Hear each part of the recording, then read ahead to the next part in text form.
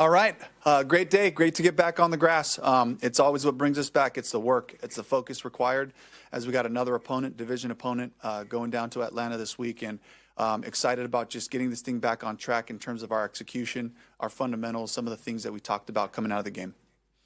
Is Derek's knee his surgically repaired knee? It's on that side, not related. This is just something that came up, and we decided to just limit him a little bit today just to try to get him back on track. He'll be ready to practice tomorrow. Are any of those injuries IR worthy? They are not. So, no, you're good. Yeah, so with those short-term injury outlooks, it's a pretty decent amount of names. How do you kind of factor in the plan this early in the week when you do have just generally that many? Yeah, we just have to consider all of our options and look at who can help us, get some guys up in those positions if they're not able to make it. I think outside of, Trevin will be week to week really right now. And, the shoulder's aggravated. He's been dealing with some things as you've all seen in games, wasn't able to finish the game. And we put all of our brains together and you really saw an opportunity to just try to get him on top of this, get out in front of it, get him back to, his full confidence and strength and mobility and all that. So that's Trevin. Lathan injured his hand in the game. Had a little bit of a surgical procedure to clean some stuff out, and that just happened yesterday. So today was, we couldn't put him out there in a practice in any way, shape, or form. We'll track him day to day, see if we can get him out there in some capacity tomorrow, and then not sure what his status will be like for the game. It all depends on how this thing heals up and calms down. So Trevin will not play on Sunday? Yes, he will not. Trevin will be out this week. Rico. Rico's just dealing with the quad, so we just decided to give him the day off and treat it and just take him off his feet today a little bit. The plan is to get him back out there tomorrow. We'll evaluate him in the morning, but the plan is to get him out there to practice, to take some reps and get himself going. And the hand procedure, do you have any details about what that was? I don't really want to go into specifics, but he just had to have basically generally he had a wound cleaned out, and so anytime you have some type of a surgical procedure, it's just we got to be careful about it getting banged around, especially when it's fresh, But I've seen these things turn around quickly, but we have to be smart. We have to take it day to day. With Rico and the quad, Yeah. it seems like that's something that popped up in the Green Bay game. Yeah. And you guys had a monitor last week. Knowing that he's had those physical kind of situations here and he Yeah. ramped up earlier, does that lead you to kind of think that maybe getting a little bit more rotation in there may make sense, even though you kind of rode him the last couple of weeks? Could be. My thought is to just continue to try to play him the way we've been. But Chuba got in there, when he had to come out a little bit in the game and ran hard. Had some really nice runs. So, again, it's a good situation for us, a great opportunity for us to have both guys that I really trust to be able to do that. Do you think Chuba's kind of, gained his footing again just over the last couple of games, kind of showing his burst? He certainly is looking stronger and stronger, and this is attributed to his hard work and the way that he attacks taking care of his body and getting himself back, to where he wants to be. So really just tip my cap to Chuba for the way he's attacked it. And that's the way he attacks everything. And, he'll have his opportunities in there, and I expect him to, continue to contribute. Out or with Trevin out, what kind of opportunities does that open up behind him, and what do you see from those guys there? Yeah, I can talk about Claude Chairless. He got in at the end of the game, and he really, did some good stuff, played some physical ball, knocking things back, made a really nice tackle inside the 5-yard line. They were moving the ball, pretty good in that drive, but he certainly flashed, and he's been doing an excellent job on special teams. So this creates an opportunity for Claude and the whole group, and they all have to be ready to go. It's what we ask our guys, prepare like you're about to go in and have that mentality. And Pete Hansen's done a great job of preparing these guys that way. You've obviously been in the league for a while, but the veteran on the practice squad status thing is only a couple of years old. How has that kind of helped the outlook with injuries and planning and knowing that you have somebody like Chris Barnes, for instance, on the practice squad that you can go to? Yeah, it's been very valuable, over the course of the last year and a half to have guys that are here in the building, getting the training, and have playing experience, which is so valuable to have a guy like Chris Barnes, who has called defenses. He's been the Mike, the green dot, in different places, and that always gives us a lot of comfort. And it's also just that room as they have conversations, they're watching film. The more heads you have, more eyes you have on things, it just really strengthens the group. Or speaking of green dot, will Christian get it again now? We're working through that. Nick Scorton, what have you seen from him in recent weeks? And then also, he kind of spoke up a couple days ago and talked about the practice from last week, something you also addressed. But is that unusual to see that kind of, leadership, I guess, from a rookie like Scorton? We really want the guys to earn respect. And the way you earn respect in this league is by how you play, how you prepare, and the hard work that you put in. I believe Nick has done those things early on, in his career here, is to show consistency in how he practices, how he prepares and watches film. He's taking coaching. AC Carter's done a great job with Nick, just bringing him along. He seems to add things every week and play with technique, and a lot of stuff he can clean up, from the game, certainly. That's every week. But just like his mentality, I like the way that he's just attacks it and, the juice that he brings on game day, chasing things down. So I'm really proud of the way he's played. And just about the comments and all that stuff, I think it's an opportunity. It's a learning opportunity to say, okay, for us, for our guys, speak for your own performance. If you want to make a general comment, about, hey, when we lose, we're upset, we're disappointed, but the specific part of it like that, we can do a better job of just keeping those things within us, and the stuff that we talk about after the game on Monday and all those things. Their team respond. You mentioned a practice or more last week not being up to standards. How did they respond today? It was an excellent response, really all day in the building. There's a sense of focus and this appreciation that we have to approach every single game the same way. This is a championship opportunity. It's not a lie. It's not selling something. It's true. all these games, especially when you play your division opponents, these are so important opportunities for us as we continue to set up our season going into it. You hate to look back and say, wow, we missed an opportunity because we didn't play our best. And it always comes down to the same things. It's about fundamental execution. It's about making our blocks, making our tackles, having great technique, and doing the right thing, play in and play out. It's going to always come back to that. And the group certainly understands that. We have a process that we believe in, and the goal is to get back on that. And today was a good step in that direction. On Did that you note, address that? JC was pretty hard on himself Sunday.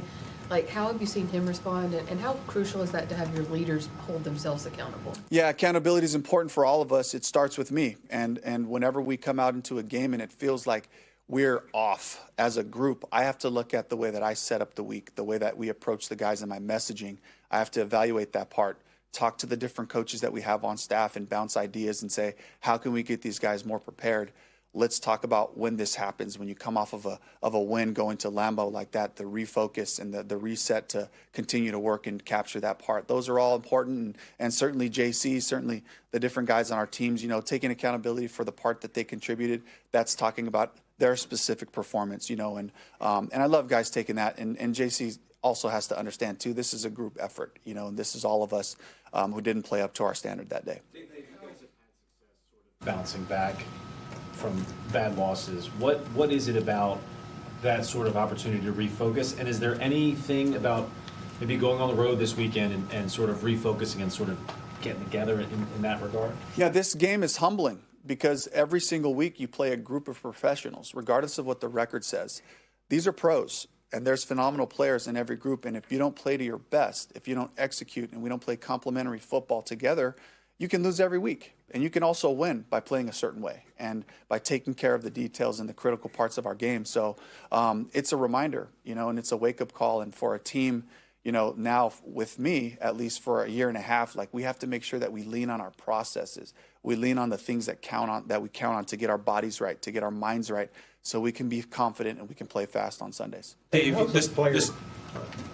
the player side of Dan Morgan help you through some of these moments with the up and downs and what you guys are going through and trying to?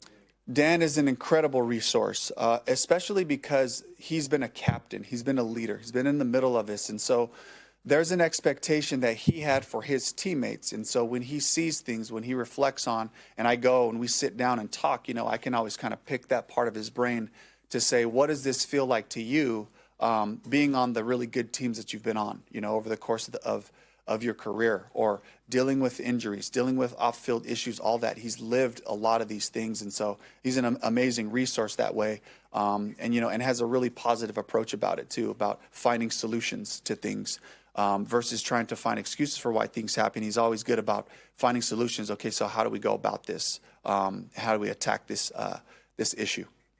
We'll do a couple more. It was an excellent response, really. T-Mac has pretty wide variance in his first and second half splits. What are you noticing from him in the second half and the way coverages are attacking him maybe differently than early on in the games? To make it more general, I think this is specifically talking to our pass game as a whole, and we're all a part of that, from the coaching staff to the players, to the protection unit and all that. And this is something that we're continuing to attack, that we're working through to try to make this part of our game come alive. We've had flashes of it, and we can see the flashes that our different players bring. And we have to be consistent with it, and it's our job as a coaching staff to make sure that we do the right things to put guys in position to be successful and not make it so easy for a defense, to hone in on where T-Mac is in formation and what is he running out of these. We got to protect the angles of the cut, and we got to move guys around and make sure that the other guys come alive. I'd love to see Jalen and Xavier come alive in their ways in the tight end group, which I have a lot of respect for. All these guys can be really useful. We just have to put it all together and find our rhythm. This is a Falcons defense that's really gotten after the quarterback. Like, what jumps out when you watch them on tape, and how do you negate that? Yeah, it's effort and depth. They have a really good group of rushers, whether it's inside or outside, and then Ellis comes in there in a mug type of situation, and he's got an excellent way of being a part of the stunts and adding himself into a 5-man rush. And they use their DBs also, with different blitzes. And I think Jeff Ulbrich has done a really great job of having variety in how they attack the pass game from a rush standpoint. But at the end of the day, they got some talented guys, and they got some young speed on the edges, and they got Leonard Floyd too. And on any given play, he looks as good as he ever did. So this is a group I really respect. We're aware of that. We have to be mindful of the different ways they're going to try to create that rush. And bottom line is it starts with effort, and this is a group that really plays hard. They've looked like that since the beginning of the season. With Jimmy Horn, because you were getting more yards when you had him in the game. Has there been any consideration for him on special teams more than? He's practicing. Yeah, he's practicing, getting ready for the return game and all those things.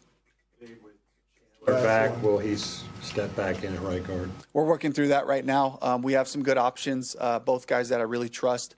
And, this is, for me, it's like another opportunity for competition. I think it brings out the best in the guys. So we're working through that. Yep. All right. Thank you.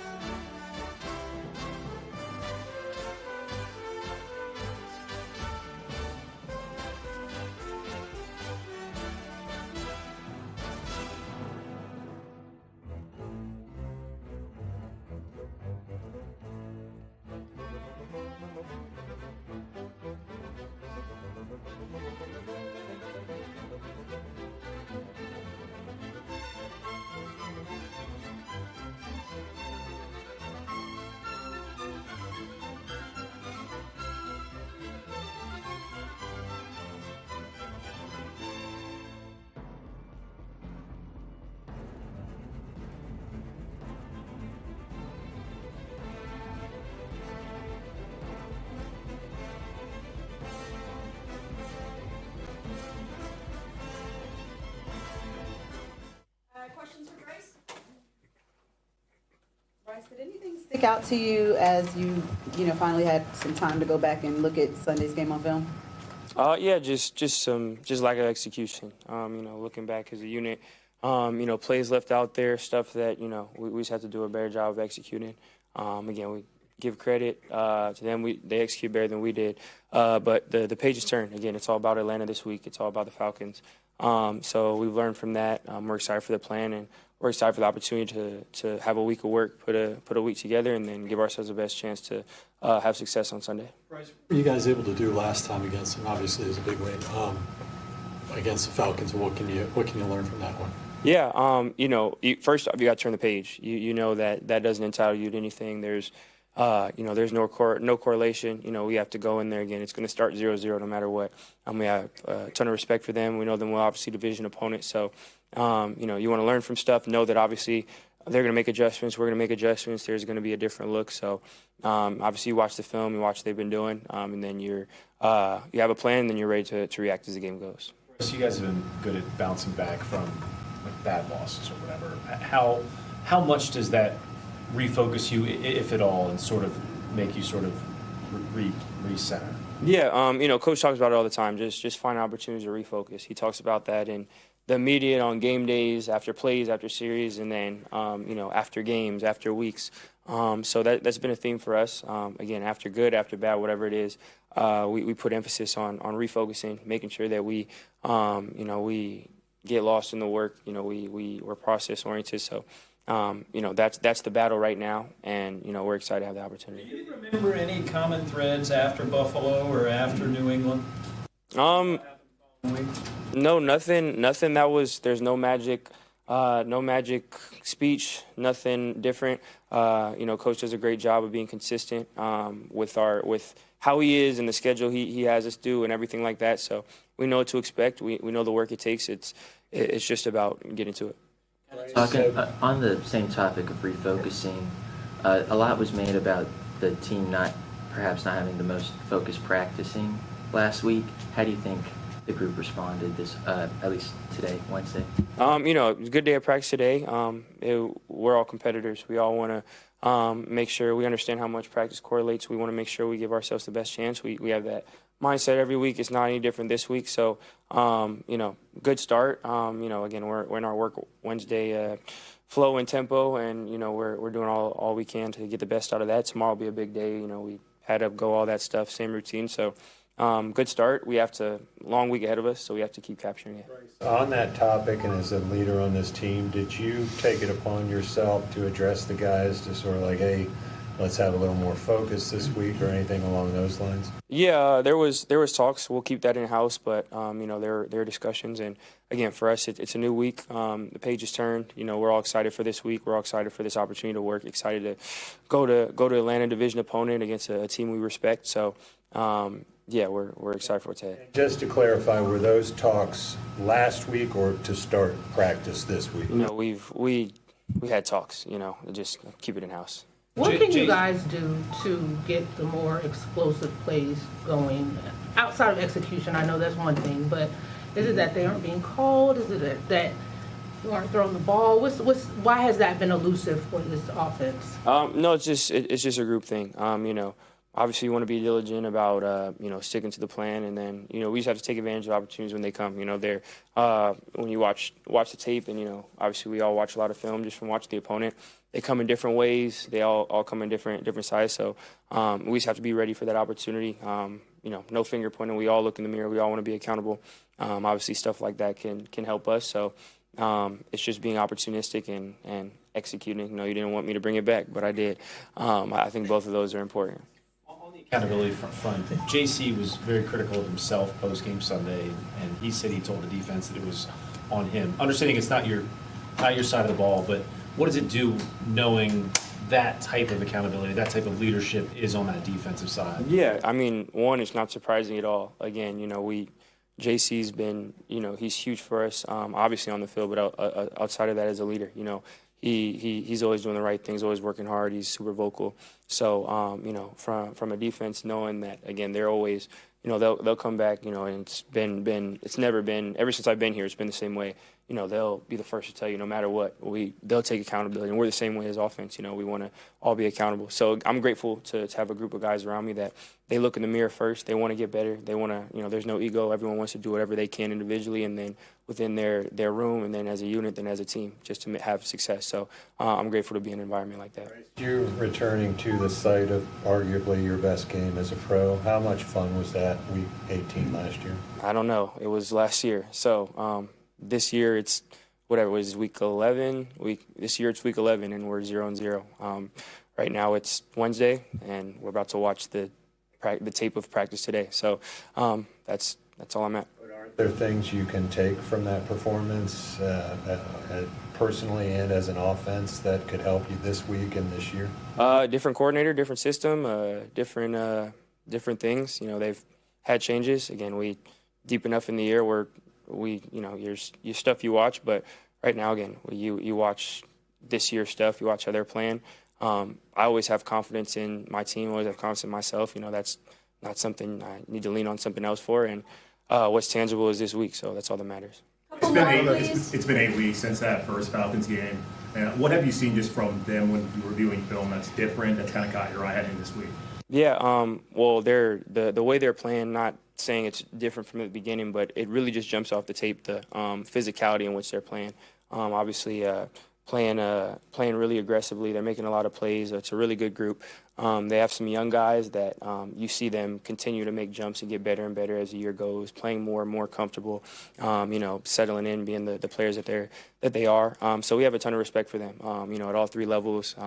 They do a good job executing their scheme, have a good scheme. So, we're familiar with them. Again, we have a ton of respect for them as an opponent. It's a great opportunity for us to go up against a great unit. So this week's just about giving ourselves the best opportunity to do that. On that, Bryce, do you have to pay special attention to rookies that you play early in the year, understanding their learning curve maybe a little bit steeper than some other guys? Yeah, you take that into account for sure. You see guys and you see them when you see them in whatever week 3 or whatever, you see them and you can see traits and you see how they're settling in, how they're playing. And, it's a little bit different with a rookie coming in after however many, 10 weeks, 11 weeks in, they're going to be playing better. They're going to be more comfortable. They're going to be doing things that definitely shows up with this Atlanta team. They have a really good group of young guys playing better and better, doing, really good things. So, you definitely take that account. And same with guys that are new to the system, that are new with, you see guys start to settle in. You see how, people feel comfortable and how they play better together. Units as the year goes on, just they have more time together and they play better. So, again, definitely see that with this Atlanta team. Have a ton of respect for them. So I'm excited for the opportunity. I know you had a foundation. Explosive plays. You and T-Mac have great chemistry from under 20 yards together, but from 20 plus, it hasn't been there. Why do you think that is, and what has to happen for that to open up a little bit? Yeah, just execution. Again, we're both two people who look in the mirror, who want to be better, want to hit every shot. And, I'm grateful to have a guy like that. One who, is a player he is, but also, has that approach, so just about taking care of opportunities, when they're out there, making sure that, we're taking advantage of them, and executing. But again, I have all the confidence in the world in him and everyone it takes, again, it's all 11, it's a play cards. They do a great job. So I have all the confidence in the world in us, and, we're going to do whatever it takes to win. Bryce, you talked about being loose and having fun. Is anger useful? I think it can be. Again, everyone's different, and everything on a day-to-day basis changes. There's times personal, or you look at other people. Again, you're always looking at what you need. You're always looking at what you need to bring, and always evaluating on a day-to-day basis, on a game-to-game basis, what it is you may need. So there's times that you could use whatever emotion that it is to kind of aid you in playing. And then for me personally, it's always about seeing where I'm at, figuring out what I need to add, what I need to take away, and trying to be in the best mindset to go and have success. Do you think you've scratched the surface on playing your best ball, or is there more in your bag that we haven't seen yet? Again, I'm not a huge, big picture person. I'm not a huge what if. Again, I have a lot of confidence in myself. I have a lot of confidence in this group. And at the end of the day, I want to win.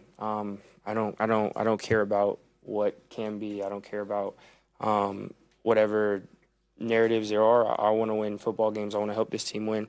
I want to do whatever that takes. So my goal and my focus is always going to be on that. And I'm really not super big into speculation. Last question, please. Your foundation had an event last night. Can you tell the story about how mental health became such an important thing for you, and why today it's important to you? Yeah, mental health has always been important. I was grateful to grow up around a lot of people that were in the mental health space. A lot of people in my family were big, and I was able to kind of reap the benefits of being able to talk openly about mental health and mental wellness. And growing up, and especially through sports, you see everyone in such different walks of life, and it's not, that's not always the case. It's not dialogue, people struggling to seek help, or people struggling just to value wellness, whatever it may be. It's not always all bad. So again, for me, I feel like that's something that unites us all. That's something that's equal regardless of our walk of life or occupation. And I've been able to have a lot of meaningful conversations and watch people's lives be impacted, have a play in that. And it's I'm super grateful to have those experiences. So it's super near and dear to my heart, to my foundation's heart, and I was super, super grateful for the event we were able to put together last night. Appreciate you guys.